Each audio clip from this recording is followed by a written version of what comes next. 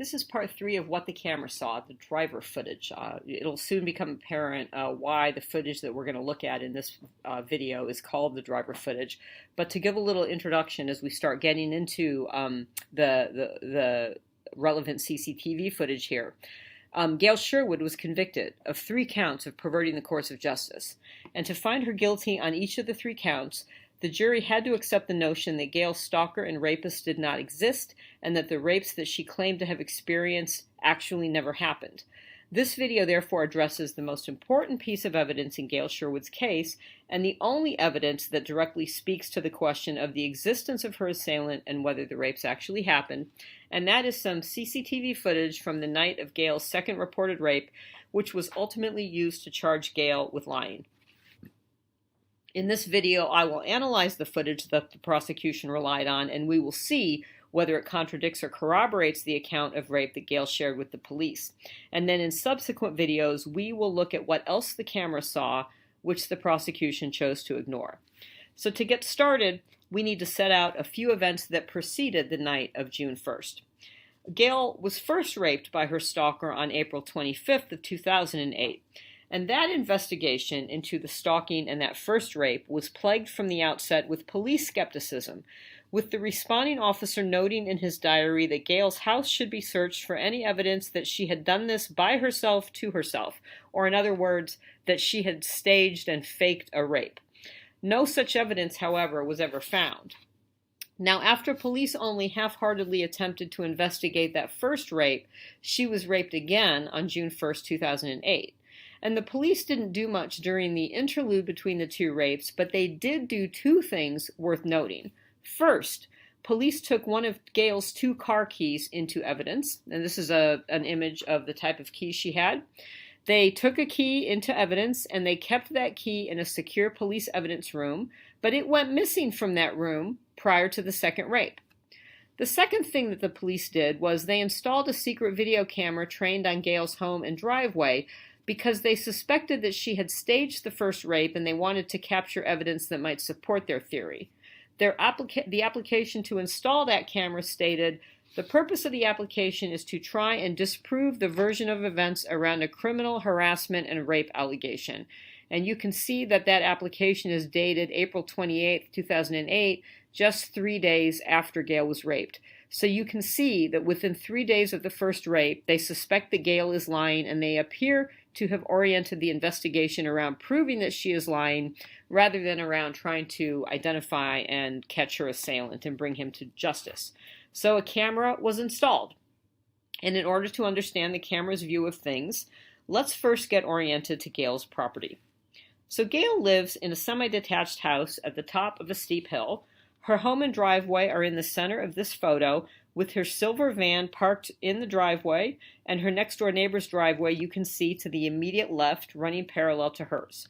As you can see, Gail's driveway is quite long. It's actually about 75 feet long, and a sideways view of the drive is, you can see, it reveals how steep the driveway is, particularly if you look at the angle of the car sitting there in the driveway. Now, looking closer at the front of the house, you can see that there are 3 doors. Just behind the car, you have a partial view of a white door with a large window. That door goes into the garage, which Gail uses as a storage area. To the left of that garage door, right behind the car, is a high horizontal window, which will become significant to us later. And then to the right of the driveway is Gail's front door, the one with the curved window. As you can see, shrubbery obstructs the view of the bottom half of that door. And then finally, farther to the right, is a sliding glass door that goes into Gail's living room, although in this photo you can only see the topmost part of that door. Both the front door and the sliding glass door open onto a patio at the front of the house. And now I'm going to show you some shots of the front patio area so that you can get a full view of both the front door and the patio door. These shots are more recent, so you can see that Gail has changed her front door since the incidents that we are discussing occurred, but the basic layout remained the same, with both the front door and the patio door opening onto that front patio door. So now let's take a look at what the camera could see. This shot shows you what was within camera view at about 9 or 10 p.m. on May 31st, 2008, just a few hours before the alleged crimes. And with all the screenshots from the video, from the police video that we're going to be looking at, you can see the time and date stamp in the upper left-hand corner with the UK system of listing dates with a parent with the date first, followed by the month and then the year, and then the 24-hour time being used to give the time. So you can see it's just a few minutes before 10 p.m. in this shot, and because Gail lives in England and the days are very long in the summer, there's still some daylight, even though it's almost 10 p.m. You also see in this shot, Gail's car is parked in the drive, and you can see just 2 of the 3 doors at the front of the house. So from the camera's angle, you can see just the very top portion of her garage door behind the car, and then to the right, you see roughly the top half of her front door. So now, let's make sure that we understand some of the limitations of the camera's placement. So we've seen how long the driveway is. So the shot that we just saw shows us that only the upper 15 to 17 feet of the 75-foot-long driveway is caught on camera. The camera does not show us anything happening farther down the driveway. In addition, and let me go back to the photo now, Gail's car is very close to the left-hand edge of the camera frame, so we can't really see any activity just to the left of the car, nor do we have a clear view of the back of the car. In fact, much of the area where people might be walking is obscured by shrubbery and by the car itself. Also, as you can see, the sliding glass patio door is not captured on camera at all. It is to the right of the camera view, just off the screen to the right there. And this omission is quite critical because Gail had previously told police that her home had been breached by her assailant about 2 weeks before the first rape and that he used the patio door. On that occasion, Gail called police in a panic to tell them that a man wearing a motorcycle helmet had broken into her home by picking the lock on the patio door and had said to her, "Don't worry, it's not tonight, but I just had to see you and hear your voice." Police therefore knew, prior to installing the hidden camera, that the sliding glass door was important. Either Gail had an assailant who had entered the house through that door previously and who was a rather sophisticated criminal with patience and with burglary skills, or, if Gail was fabricating the assaults, that door was central to her story. Despite the importance of the sliding glass door, police did not provide camera coverage of it, and we will see later why that's important. So, now that we have established the scene, let's turn to the events of June 1st and see what happened and what the camera saw. So, in the early morning hours of June 1st, 2008, Gail Sherwood was found in a heavily wooded area with her hands tied tightly to a fence. She was wearing rubber dishwashing gloves, and she was holding a mobile phone in her hands, which she had used to call for help. She was tightly gagged, so much so that when she called for help, the people who answered had a great deal of difficulty understanding what she was saying. She was naked from the waist down, she had injuries to her vaginal area, and she was deeply traumatized. So how did she get there, into the middle of the woods? Well, Gail told police that on that night of May 31st into June 1st, beginning around midnight on June 1st, that there was a disturbance outside of her home that caused her dogs to bark repeatedly and which also set off a motion sensor alarm which covered her front patio. This suggested to her that the man who had been stalking her and had raped her on April 25th had again returned to her home. She went downstairs 3 times to investigate the source of the disturbance, and it was on her 3rd trip downstairs that she felt cold air coming in from her patio door, which had previously been locked but was now standing open. Within seconds, she saw a hand raised in the air, and then she experienced a blow to her head that rendered her unconscious. Before she lost consciousness, though, she was aware of duct tape being wrapped around her mouth and around her head. Now, when she had gone downstairs that night to investigate, she had pulled on a pair of jeans that had the remaining key to her car in her back pocket. You will recall, of course, that the other key had been seized by the police in April and had already gone missing. A short time later, she woke up in the front passenger seat of her own car. The seat that she was riding in had been reclined, and a coat that she normally kept in the car, a coat that she called her dog coat, had been thrown over her head and her body. This dog coat had a hood. The driver then drove to a secluded wooded area while her car stereo was blaring a Jennifer Rush CD that she owned. Upon arrival, the driver dragged her out of the car, dropped her on the ground, flung her over his shoulder in a firefighter's carry, and carried her to an even more remote area where he raped her. So during these events, Gail suffered 2 blows to the head, one when she was knocked unconscious at her house, and a second when her assailant dragged her out of the car and dropped her on the ground. Then after raping her and before fleeing the scene, Gail's assailant taped her hands to a fence with duct tape and then dropped the pieces of her mobile phone into her gloved hands. The pieces included the phone itself, the battery, and the back. And Gail then had to work to reassemble the phone in the dark so that she could use it to call for help. She told police that reassembling the phone was a challenge because the rubber gloves her assailant had put on her hands were quite large, and she kept getting bits of rubber caught between the battery and the phone itself. So that was Gail's account to the police as to how she was found tied up in the woods that night. So how did the police respond to this crime? Well, we already know that they were skeptical of Gail before the second rape, and indeed, their belief that she was lying was why they had installed the hidden camera in the first place. So they were not exactly motivated to go and investigate this second incident, even despite the compelling evidence of her injuries, the way she had been tied to a fence, and how traumatized she was. Just a few days after the incident, officers accused Gail of faking the rape by driving herself to the scene of the crime and tying her own hands to the fence.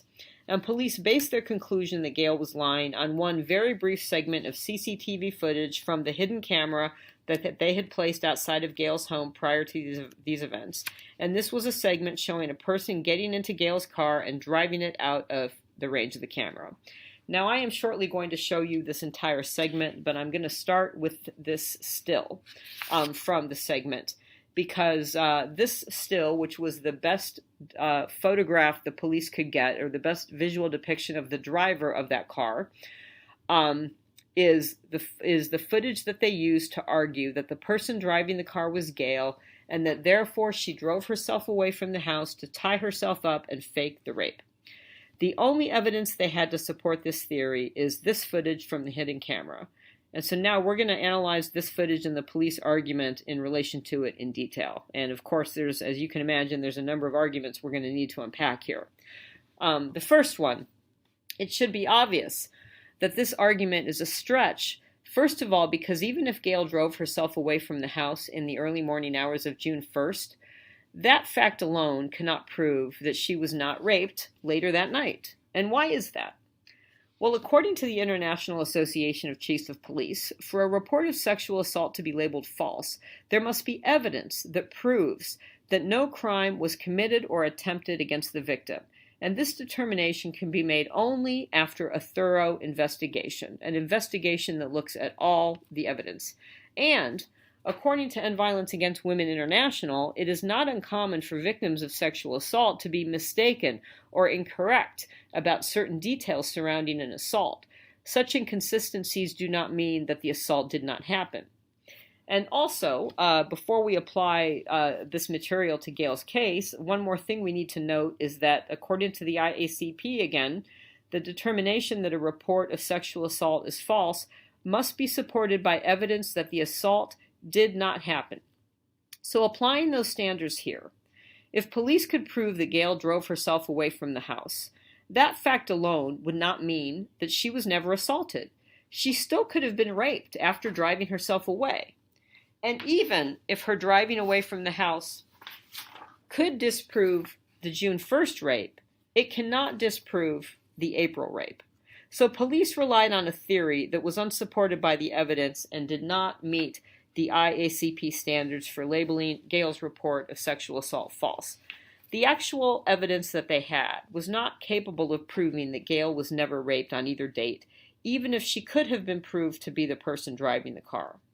And as I will demonstrate, let me come back to that. As I will demonstrate, throughout this video series, Gail was put on trial because the police did not believe her, not because of any evidence that she lied about being raped. But I'm not asking you to accept that proposition right now. We need to unpack the rest of this video footage and look at all the evidence.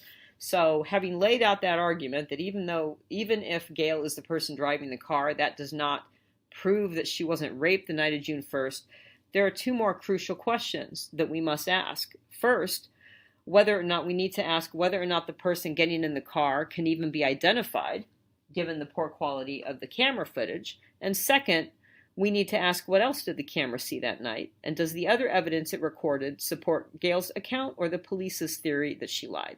So we'll take these issues in turn. We'll devote the rest of this video to the first question, and then we'll go on to another video to address the other question. So the first question, can we identify the person entering the car? As you can see, the footage is of very poor quality, so there are serious questions about whether it is possible to conclusively identify the person who appears in the footage. The still that you are looking at is the same quality that the police had to work with.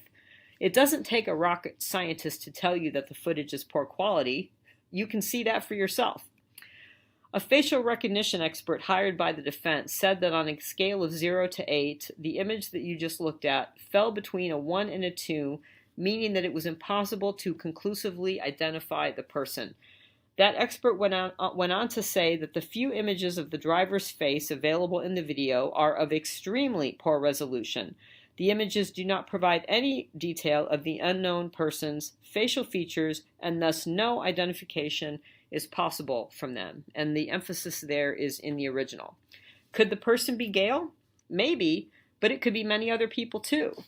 In my view, it's not even possible to tell whether the person is male or female, and the facial recognition expert made the same conclusion about that.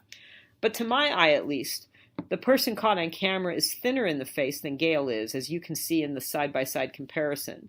And I say that because in the driver photo, you see a shadow on the right cheek, which suggests to me that the driver's bone structure there is a bit more prominent than Gail's. But Detective Sergeant John Wood, who was leading the investigation into Gail's crimes against Gail, he was not troubled by the quality of the footage. In a statement dated November 24, 2008, he wrote that in the early morning hours, he became aware of the second rape incident at Lippiett Manor. The investigation commenced regarding this incident. As part of this investigation, the covert CCTV footage covering Mrs. Sherwood's house was reviewed regarding the account she gave during her victim video interview on Thursday, June 5, 2008.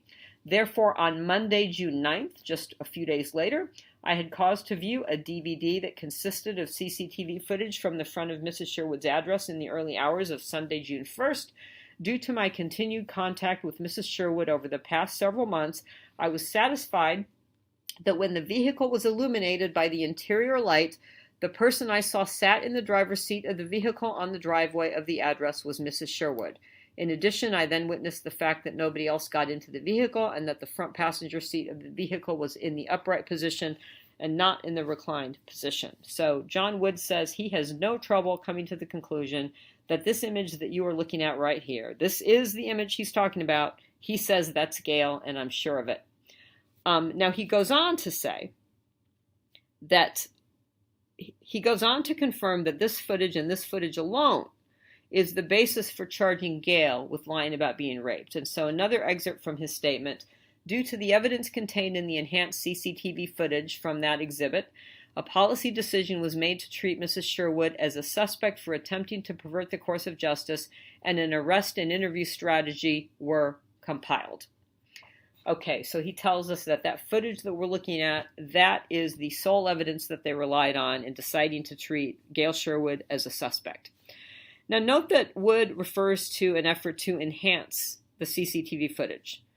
That, I wanted to address that because that effort did not actually result in any improvement over the original footage. A defense expert noted in his report that he believed that the efforts to enhance the footage actually made it worse. He says, the images of the Renault driver in the alleged abduction on 1st June 2008 have been enlarged, and a sharpening filter has also been applied. In my opinion, the sharpening process has made the images worse.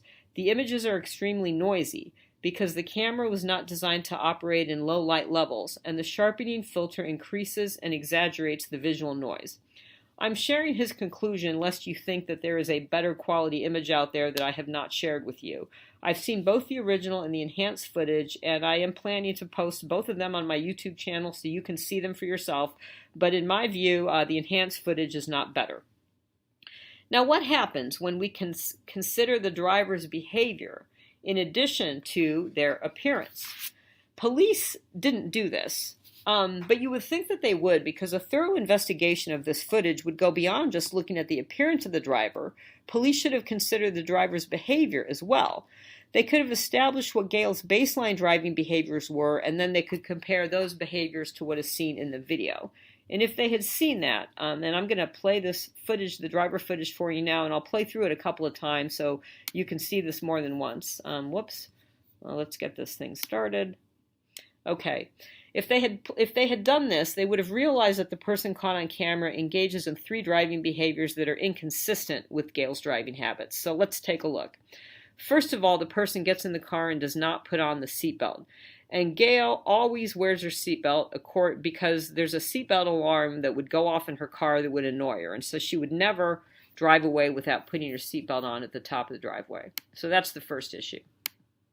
The second issue is that the person drives away without putting on the car's headlights. Gail always puts the headlights on due to wildlife in the area. Gail also has a visual disability, which makes the use of the headlights even more important. And then the third issue is that the person applies the brakes because the driveway, as we have seen, is extremely steep.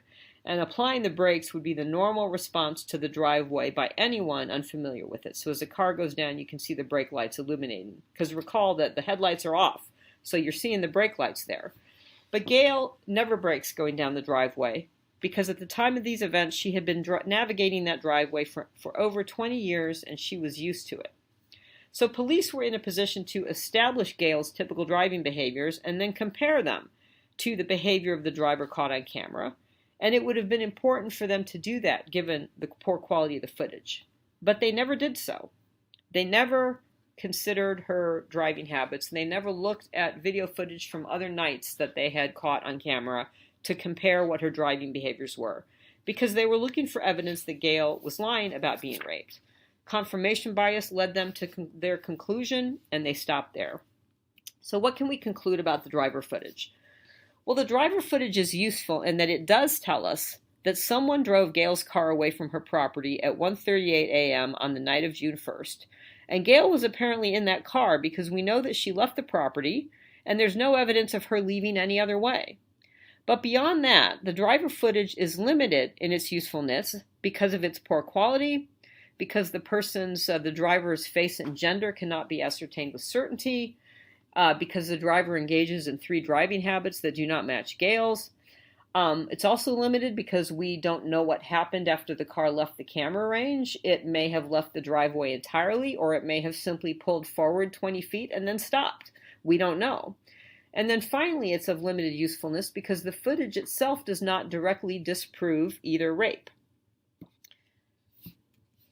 So, my conclusion is that no reasonable and objective police officer could conclude that Gail Sherwood was the person driving this vehicle out of camera range on the night in question solely on the basis of the appearance of the driver entering this car. The quality is simply too poor. Anyone can see that. Plus, this footage would need to be considered in the context of all of the evidence in this case, including what else the camera saw that night. But Officer Wood's statement makes it clear that they decided to arrest Gail for false reporting solely on the basis of this footage. Why then would the police jump to the conclusion that it is definitely Gail getting in this car? Well, they did that because their entire theory of prosecution hinges on that one fact. They did not have any other evidence that Gail Sherwood was fabricating claims of being raped. It's likely that the police investigating this case did not have any leads on who the perpetrator was, and they did not have the training, expertise, and resources to solve a complex crime involving multiple types of violence against women: stalking, harassment, and rape. All of those reasons could explain why they looked for a way to get rid of the case as quickly and easily as they could, even if that meant accusing a rape victim of making it all up. And without any system in place to challenge their decision-making and hold them accountable, nothing stopped them from doing whatever they wanted. Except that in retrospect, their own camera gave them away, because it held numerous pieces of evidence corroborating Gail's account, evidence that they either never bothered to look at or that they actively suppressed. So let's get into that other evidence in the next video.